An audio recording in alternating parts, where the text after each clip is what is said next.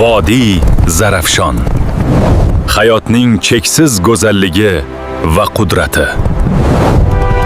Akalar, men ikki so'zini aytdim. Menga bersanglar, payshanba kuni uraman, dushanba kuni tuzaladigan o'g'dallarim bor. Urganimda ayasiga borib, "Dada, men aka meni nima uryapti?"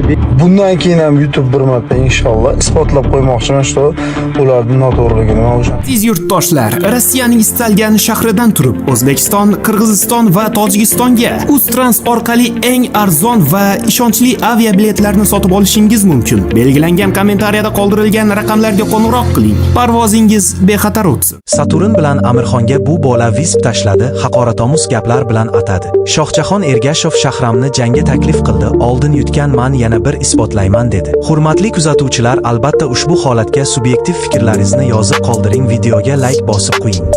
Assalomu alaykum akalar, ukalar. Mana video murojaatim Oktagondagi Sultonga, bu yerdagi menejer Parviz akaga bo'ladi. Bu videoni atmetka qilinglar, ashiladi kommentariyada o'zlariga tashab qo'yinglar. Akalar, men ikki so'zini aytdim. Menga bersanglar, payshanba kuni uraman, dushanba kuni tuzaladigan o'g'dallarim bor. Voy aka, g'ozni shunaqa qattiq uraman, mana shu urganimda ayasiga borib, "Dada, men aka meni nima uryapti?" Bekardan bekar aya dadasiga savol beradigan qilib qo'yaman. Ashunga mana shu ikki haramini menga berishinglarni so'rayman. Ikkovini bir kunda uraman. Ikkovini aqling yetsa, senlarga viza 5-sentyabr Oktagon ligada urushaman. Sulton menga gonorar kerak emas. Tekin uraman bu ikki haromini. Bir kunda uraman, bitta chiqqanda uraman. Devaragiga solaman. Qo'lingdan kelsa bitta bo'y ber, o'ltirib qo'yaman. Parviz akaga tashab qo'yinglar, yangi. Assalomu alaykum. Men 727-bayes Asakadan aloqaga chiqyapman. Bu video murojaatim aziz estet Parviz aka, ona Oktagondagi Sulton sizlarga mana shu videoni uchalasiga tashab qo'yinglar. Asakayskiy Uyg'ur Mirzo tayyor yo'lda. Bu vizitni Instagramdagi bloger Amirxon O'zbek Krisaga, undan keyin sirali orqasidan paftor Devaragiga, ona Saturn maymunchachga chachini ol. Oldin ham yutganman, bundan keyin ham yutaman, xudo xolasa. Qisqasi hamma shahram qatqadir televideniyega ham borib intervyu bergan, o'shani meni atmetka qilib yotishibdi. Men bilmayman, bir minglab SMS-lar keldi. Option qaranglar. Men nimaga u bilan urushmoqchi bo'lyapman? Meni o'sha intervyularda ham nechta sportsmen bo'lsa O'zbekistonda sizlar taniydigan, unga intervyularda Shohjahon yutadimi, Shahram yutadimi deganda hammasi Shahram yutadi, u qiladi, bu qiladi deb gapirgan. Men uni oldin ham yutganman, lekin ular buni haqda gapirmaydi, chunki butun televideniyada qo'yib bergan, yutganman.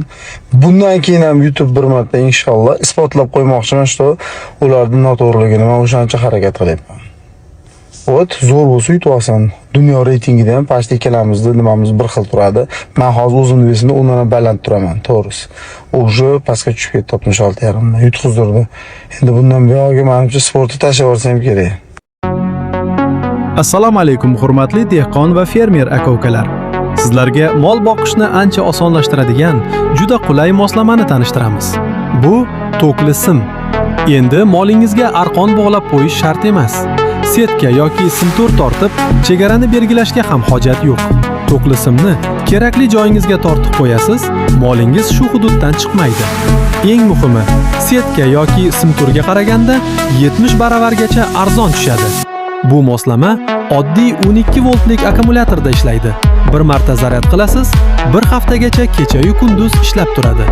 Mol simga tegsa, bir marta tokdan cho'chiydi, keyin esa simga yaqinlashmaydi. Bo'ri ham to'kli sim turgan joyga yaqinlashishdan qo'rqadi. Arzon, qulay, ishonchli va amalda sinalgan. Mollaringiz erkin yursin, siz esa xotirjam yuring. To'kli sim mol boqishning eng oson yo'li. Eng qizig'i, to'kli simning foydasi faqat molni hududda ushlab turish bilan cheklanmaydi. To'kli sim bilan o'ralgan hududda mollar o'zini erkin va xotirjam his qiladi. Shu sababli mollaringiz doimo xushyor, tetik va harakatchan bo'lib yuradi. Mollar ko'proq o'spash harakat qilib, ochiq havoda bemalol o'tlaydi. Bu esa ularning umumiy holatiga yaxshi ta'sir qiladi.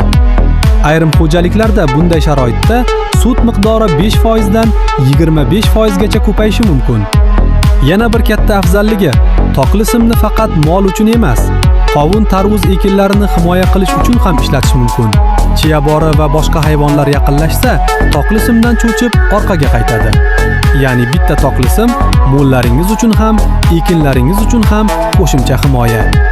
Arzon, qulay va ishonchli yechim.